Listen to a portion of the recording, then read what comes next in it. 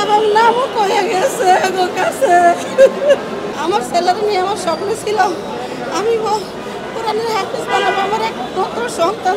আমি অনেক কষ্ট করে বাবা, আমি অনেক গরিব, আমার বাবারা আমি কোরআনের হাফেজ বানাইবো। আমি অনেক কষ্ট করে পর্যন্ত আনছি। আমার বাবারে আমরা যে কতদিন ধরে দেখতে পারতেছি না, আমার বুকটা ফাইটে যাইতেছে। আমার বাবার নামও কয়ে গেছে গো কাছে, আমরা যাই পাই নাই। নামও বলছে তোমার নাম কি বলছে,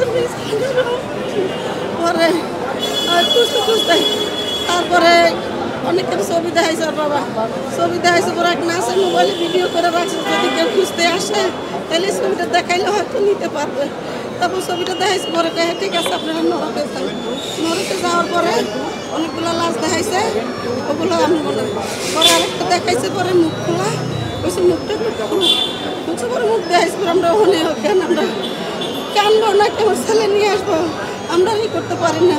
পরে ডাক্তার আমরা লাশ দিতেছে না, পরে নাম ঠিকানা সব রাখছে আমাদের, রাইখে আমাদের কাছ থেকে 1000 টাকাও রাখছে, কিন্তু আমাদের ডাক্তারের সার্টিফিকেট দেওয়া নিষেধ আছে বলে আমাদের সার্টিফিকেটটা দেয় নাই ওরা।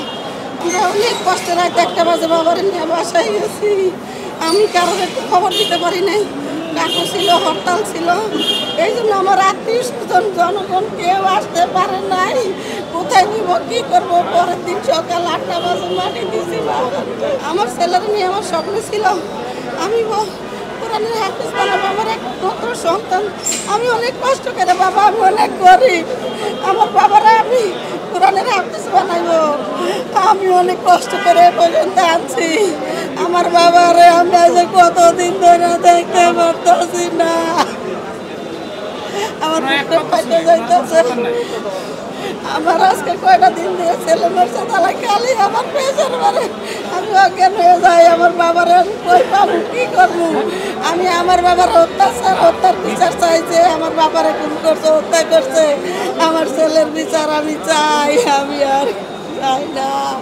ও আল্লাহ, তুমি আমার আল্লাহ, তুমি যারা এই কাম করছে তাকে বিচার করো মাহবুদ। আমি এটার বিচার চাই, আমি এটার ন্যায্য বিচার চাই।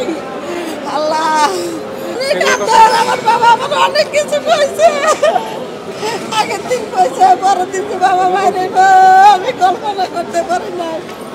আমার বাবা কইছে আম্মু আমি এটা করবো, ওইটা করবো, আমি এটার বিচার চাই। আমার ছেলে তো আমি অনেক কষ্ট করে এত বড় করছি, আমার এই কষ্টের প্রতিদান বিচার চাই। আমি আর কি যাবো আল্লাহ, আমি বিচার চাই। আমি এই যে 1 মাস 6 দিন হয়ে গেছে আমার বাবারে আমি পাই না, আমি অনেক কষ্ট করে এ পর্যন্ত আনছি, আমি সেই বিচারটা চাই। মোহাম্মদ মিজানুর রহমান, বাসনটাক ইসলামিয়া জামিয়া মাদ্রাসা হাফজাখানে। কি ঘটেছিল? ওই বিকালে বাইরিয়া সমাবেশ মিছিল চলতেছে, তখন দৌড়ে সব প্রমাণের সাথে দৌড়ে 10 নম্বরে গেছে। 10 নম্বরে গেছে, যাওয়ার পরে কী হয়েছে আমি জানি না। আমি রাত্র 9:30 বাজে খবর পাইছি ছেলে গুলি খাইছে, হাসপাতালে চিকিৎসা জন্য নিচ্ছি। ওটা পপুলারে, আমি পপুলার খুঁজে পাই নাই। সব মাত্রা হাসপাতাল খুঁজতে মধ্যে গিয়া লাস্টে গেছি আজমলে গিয়া দিই যে কতগুলো লাশ পড়ে রয়েছে, ওই লাশ আমার ছেলের না। পরে আমরা ছবি দেখা দিয়েছি আপনার ছেলে, আমরা হ্যাঁ এই ছেলেটাই আমার। কই আছে ইয়েতে পাঠাইছি সরাদি হাসপাতালে। সরাদি গেলাম, সরাদি খুঁজতে খুঁজতে হ্যাঁ খেলে ঘুরাইতেছে 2তলা 3তলা 4তলা 5তলা ঘুরাইতেছে, খালি ঘুরার পর লাস্টে 12টার সময় কইতেছে যে আপনি করেন যাতে লাশ ঘরে দেন। লাশ ঘরে গিয়েছে, ছেলে গোসল করাইয়া ফ্রিজে ঢুকাইছে। এই পরে আমার সেটা দেখেন আমারে, পরে অনেকক্ষণ পরে বাইক করে দেখানোর পরে আমি ডেলিভারি নেওয়ার জন্য চাইছি। কাগজ 3-4টা কাগজ লাগছে, লেখার পরে আমাদের কোনো একটা কাগজও দেয় নাই, সরকারের নিষেধ। কাগজ দেয় নাই, টাকা নিছে 1000 আমাদের কাছ থেকে। হ্যাঁ করছে, টাকা নিছে 1000 টাকা নিছে, অথচ ডাক্তারের সার্টিফিকেট কাগজ দেয় নাই। আমার কাছে বাবা হিসাবে মর্মান্তিকভাবে খুবই খারাপ লাগতেছে ব্যাপারটা। বাবা হইয়া শুধু ছেলের লাশ কান্দে নিয়ে মারি দিয়েছি, তাহলে এটা আমার কাছে অনেকই মর্মান্তিক ব্যাপার। মানে এটা আমার ভাষা বলার মতো নয়। আমি এটা বিচার চাই, আমার ছেলের ক্ষতিপূরণ হিসাবে যা সবাই যাবে ক্ষতিপূরণ চাই।